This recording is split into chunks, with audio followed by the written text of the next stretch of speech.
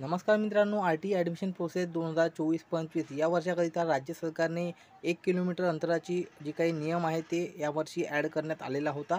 तर त्या नवीन नियमानुसार जी काही प्रवेश प्रक्रियेला सुरुवातसुद्धा झालेली होती, परंतु आता मुंबई उच्च न्यायालयाने ही जी काही प्रवेश प्रक्रिया आहे त्यावरती स्थगिती दिलेली आहे। अशा पद्धतीची महत्त्वाची अपडेट आलेली आहे। तर सविस्तर अपडेट जाणून घेण्यासाठी व्हिडिओ संपूर्ण पहा। चॅनलवरती जर नवीन असाल तर चॅनलला सबस्क्राईब करा। ही माहिती उपयुक्त वाटल्यास आपल्या मित्रांना ही माहिती अवश्य शेअर करायला विसरू नका। आता ह्या नव्या नियमांमुळे खाजगी विनाअनुदानित शाळांमध्ये गरीब विद्यार्थ्यांना प्रवेश मिळवणं अतिशय कठीण झालेलं होतं, परंतु आता स्थगिती मिळालेली असल्यामुळे एक मोठी चपराक राज्य सरकारला या अनुषंगाने बसलेली आहे।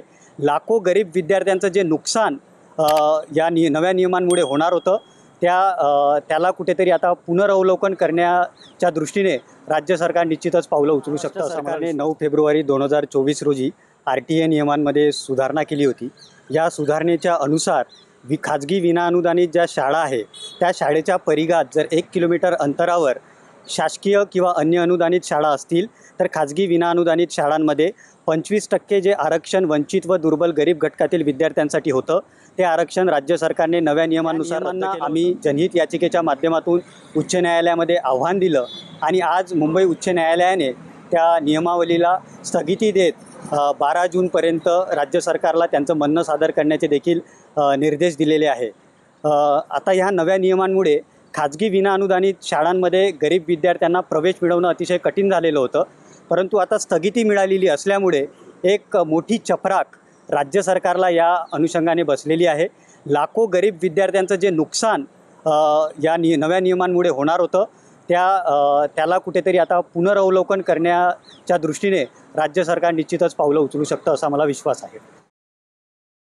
ह्या तरतुदीनुसार 6 ते 14 वयोगटातील प्रत्येक बालकांना मोफत व सक्तीचे शिक्षण मिळालं पाहिजे हा संविधानाने मूलभूत हक्क दिलेला आहे। त्यासोबतच भारतीय संविधानातल्या या तरतुदीनुसार आपण 2009ला केंद्र सरकारचा शिक्षण हक्कासंदर्भातला कायदा केला होता।